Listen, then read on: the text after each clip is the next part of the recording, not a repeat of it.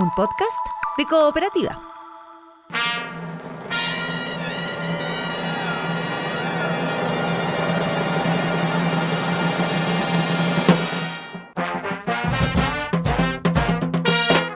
Hola, esto es Salud por la Historia, un podcast que reúne las conversaciones que hemos tenido durante ya varios años con el dramaturgo Andrés Kalavsky. Diálogos sobre los pequeños y grandes momentos que forman nuestra historia. Hablamos de música, de inventos, de creaciones y decisiones que cambiaron nuestra vida, de aventuras y descubrimientos, de heroínas, héroes y villanías. Este es un podcast para entender cómo llegamos hasta aquí y suena como un brindis. Salud por la Historia.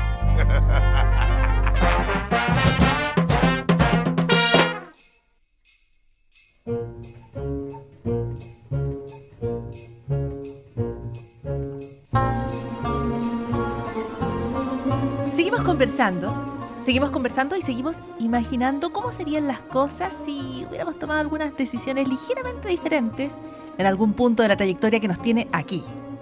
Aquí, ya usted dirá si bien o mal. Con Andrés Kalavsky, a eso nos dedicamos en esta serie, en esta saga del podcast Salud por la Historia, que también se escucha en la radio, donde imaginamos, por ejemplo, un mundo sin popcorn, sin palomitas en el cine, sin palomitas de maíz, sin tortillas de maíz, sin etanol. Un mundo sin maíz. El mundo entero sabría diferente. Y vamos a hablar además de un grano que ha estado al centro de la controversia política, porque en estos tiempos vivimos, todo es controversial. También el maíz. Así que, Andrés Kalavsky, bienvenido. Bienvenido tú y tu cosecha. Un mundo sin humita. Eso es lo más dramático. Un mundo sin humita. Exactamente. Porque cuando uno habla de maíz, habla de todo maíz. Maíz tierno, maíz duro, jarabe de maíz. Sí, pues que era originalmente una misma planta, una planta bien de porquería, te voy a decir. El teosinte. ¿Cómo? ¿El cuánto? Teosinte. Que es una cuestión que no se parece a un choclo. O sea, se parece a un choclo si uno está muy desesperado. Que el estado constante de la humanidad. Claro, pero hay que tener mucha decisión, mucha sabiduría y mucho tiempo para pasar del teosinte al maíz. Y fue un proceso largo, voluntarioso, te diría yo, de hace unos 9.000 años en lo que ahora es México. Uh-huh. Y se esparció sobre todo hacia el sur. Y llegó hasta lo que ahora es Chile. Las comunidades mapuche, antes de la llegada de los españoles, cultivaban quinoa y cultivaban maíz. Pero se volvió esta especie de super alimento. Okay. Siempre que uno lo nixtamalizara. Como estamos en un entorno, no sé, donde a uno cualquier nombre desconocido le suena como a digital, teosinte es como el maíz salvaje, ¿o no? Es como claro, es el ancestro.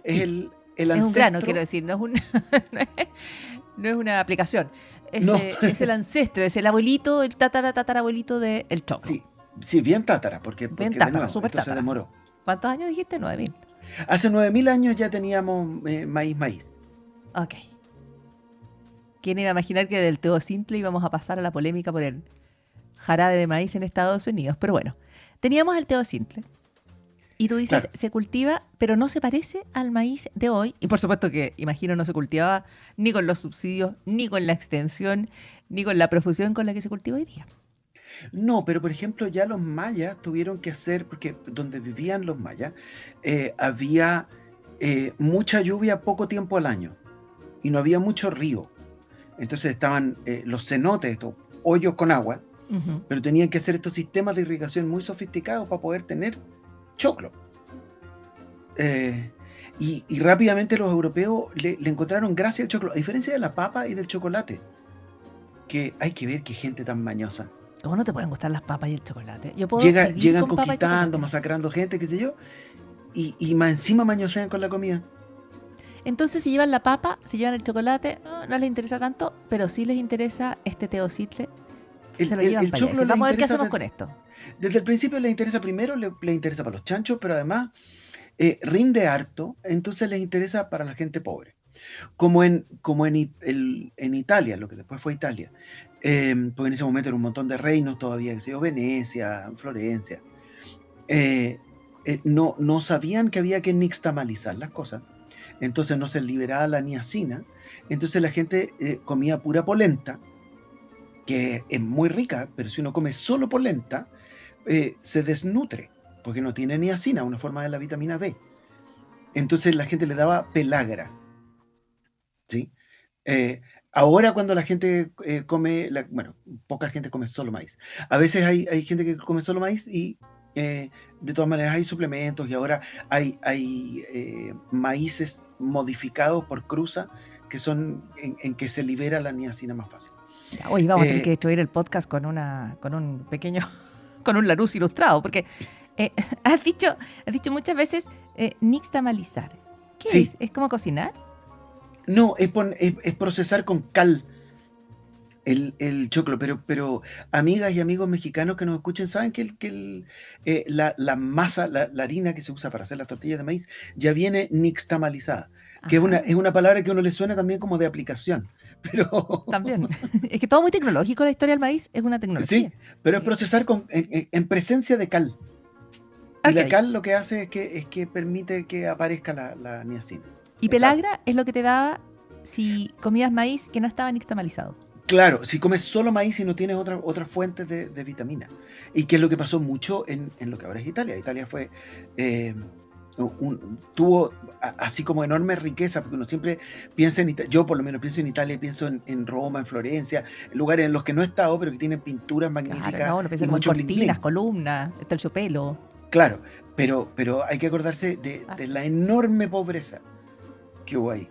Ajá, Y entonces, por ajá. ejemplo, esa desnutrición hacía que mucho italiano quisiera migrar. Entonces, cuando en Brasil finalmente, porque pucha que les costó, abolieron la esclavitud y dijeron, ¿qué hacemos ahora para producir azúcar y café? Y llamaron italianos y se llenó de italianos un pedazo de Brasil. Ujú. Porque así es la historia de la humanidad. Las personas Claro, migran. entonces el maíz tiene esta cualidad en que rinde un montón y entonces se ha usado mucho como alimento para personas pobres. Entonces, en Estados Unidos también se cultiva muchísimo maíz. Es por territorio lo que más se cultiva en Estados Unidos. Y en parte por la competencia con México. A Estados Unidos le quitó un montón de territorio a México, pero así todo, México produce un montón de maíz.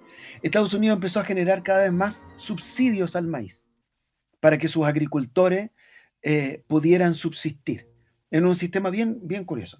Y durante los años, hasta los años 70, había mucho maíz en exceso en Estados Unidos, que no podían hacer nada con todo ese maíz. Y ese maíz terminaba, por ejemplo, en África, como donación. Entonces uno podría pensar que el invento del jarabe de maíz de alta fructosa cambió el pop, porque nunca habría habido la hambruna que hubo en Etiopía si hubieran seguido mandando maíz y no tendríamos USA for Africa. Por ejemplo. Pero entonces la historia del maíz es una historia de transformación constante. Constante, porque Es como sí, una base sobre la cual construyes y construyes cosas, cambias la historia, mueves claro, las formas de alimentación. Es muy extraordinario. es Y muy extraordinario, mira, porque ahora sabemos, tú nombrabas el etanol, se hace combustible, pero recién la posibilidad de este jarabe de maíz, de sacar las azúcares que están en el almidón de maíz, azúcares digeribles, aparece el 57, recién a fines de los 60, el 70, el 72 si no me equivoco, se empieza a comercializar este jarabe de maíz de alta fructosa, que son azúcares muy fácilmente digeribles, lo que es medio malo, que sean tan fácilmente digeribles, muy lamentablemente. rápidas, y que son muy baratas, en parte por los subsidios, porque ese maíz está dando vuelta. Claro, se te cayó una bolsa de maíz. Todo esto porque el maíz está de urgente actualidad, porque desde el gobierno de Estados Unidos quieren que una popular bebida y otras cosas ya no se genere con este jarabe que viene del maíz, sino que se saque de la caña de azúcar. Pero yo me pregunté, porque siempre me ando preguntando cosas, ¿por qué? Porque comemos un montón de maíz.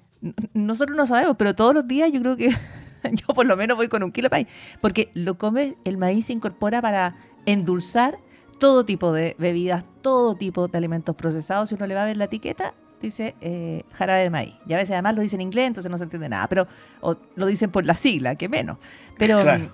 y yo me pregunté, ¿pero por qué si el maíz no es dulce, se ocupa como endulzante? Pero es por lo que tú decías, ¿no es cierto? Como que se ocupa el almidón de maíz. Se saca como que lo que es glucosa, lo que es azúcar a la avena del maíz. Y con eso Claro, Se A endulza partir todo. del Básicamente almidón, todo lo que uno come y toma cuando come procesado es maíz.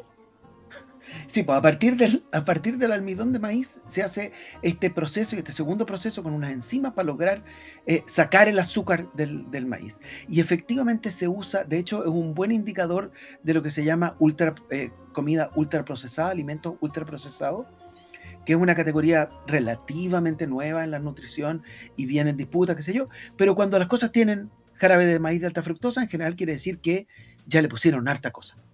Como es un buen indicador de esta cuestión, ha estado realmente sometida a mucho proceso. Y se usa, por ejemplo, también porque es muy soluble en agua, entonces es muy fácil de manejar. Entonces es barato y fácil de manejar. O sea, las Y tiene todas. Y además está subvencionado. claro, O sea, y tenemos para entonces comer maíz para endulza, siempre. Así como y, vamos. y los humanos somos junkies del dulzor, porque es un indicador de energía y los humanos necesitamos energía, entonces estamos medio programados para que las cosas dulces nos gusten. Sí, Entonces si uno le pone un poco de dulzor a una pasta de champiñón, igual a la gente le va a gustar más. sí, pues tú que cocinas ese tipo de preparaciones sofisticadas. Pero es cierto que estamos programados para cuánta azúcar podamos comer y encontremos disponible. Yo recuerdo cuando los niños son muy chicos y la gente dice no les puede gustar la lechuga porque no están programados para eso. Porque si les gustara la lechuga en vez del primer azúcar que encontraran, estarían como no conseguirían toda la energía que necesitan para vivir. Oye, pero una lista rápida de alimentos que tienen jarabe de maíz, porque usted dirá, no, yo no tomo, nunca me ha servido un jarabe de maíz. Harto Eh, ketchup, harto nuggets de pollo, Ketchup, nuggets de pollo, su barra de cereal. su barra, por supuesto, esa cosa como Es puro. pegajosita de la barra de cereal, en Ahí general. está. Su galleta, Por supuesto. cualquier galleta, su cereal de desayuno, ni hablar. Harta salsa como de ensalada, por ejemplo. La salsa, la mayonesa, Claro. los caramelos, los No, jarabes. o sea, de las cosas dulces, montones. O sea, Un montón. cosas dulces que no son así hechas como por la nonna. Claro, por una mujer que pasó horas y horas y horas en la cocina y después horas y horas limpiando, porque ese es el otro lado de la Claro. alimentación natural. O más sana, hay que dividirse la pega. Oye, Andrés Kalavsky, pero un poco aprovechando toda esta conversación donde tú has mostrado que el maíz allí es el grano más, yo diría, más maleable tecnológicamente, una herramienta importantísima en la humanidad. ¿Qué pasaría o qué habría pasado sin maíz? Sin maíz en total. Sin maíz no estamos. Bueno, probablemente Sin no maíz no habría llegamos. despegado los cines, porque tú nombrabas el popcorn. No, Y bien. efectivamente Sí. el cine despegó para la Gran Depresión en Estados Unidos. La gente se alimentaba de popcorn porque era barato y se metía al cine para estar un rato calentita o ventilada, porque ya había aire acondicionado, comiendo popcorn barato y viendo algo. Entonces, Mira. capaz que el cine no hubiera despegado. Mm. En total, no, o sea, no se habría poblado como se pobló Italia, no se habría poblado como se pobló América. El mundo es bien impensable sin maíz. Exactamente. No estaríamos aquí sin el maíz.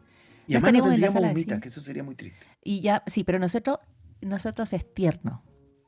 No hacen jarabe con el choclito tierno amarillito con mantequilla que uno se come en el verano en Chile.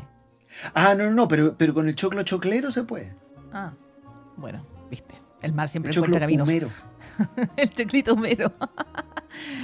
En fin, así que la historia del maíz es de alguna manera la historia de nosotros, de nuestros logros, de nuestras ideas, de nuestro ingenio, pero también de cuando se nos pasa la mano. Por ejemplo, echándole Sí. jarabe de maíz de alta fructosa a todo. La historia del mundo es la historia de se nos pasó la mano, ¿o no? Lamentablemente. Era una buena idea y se nos pasó la mano. Ese sería un buen título de un atlas De todo. histórico mundial. Así es, así que esa es la historia detrás de la polémica en el jarabe de maíz de alta fructosa o HFCS, ahí está, es una sigla complicada. Pero esa es la historia de un alimento que hoy está al centro de la polémica. Andrés Kalavsky, Mande. volveremos a encontrarnos. Ya yo me voy a comer unos nachos por mientras. Yo hoy te conté que me convertí, ahora como popcorn, ahora no entro al cine sin palomitas. Soy una conversa, además se las tiro a la gente encima. Andrés Kalavsky, hasta la próxima. Chao. Chao. Andrés Kalavsky e ideas de su cosecha. ¿Qué pasaría si no hubiéramos nunca comido maíz?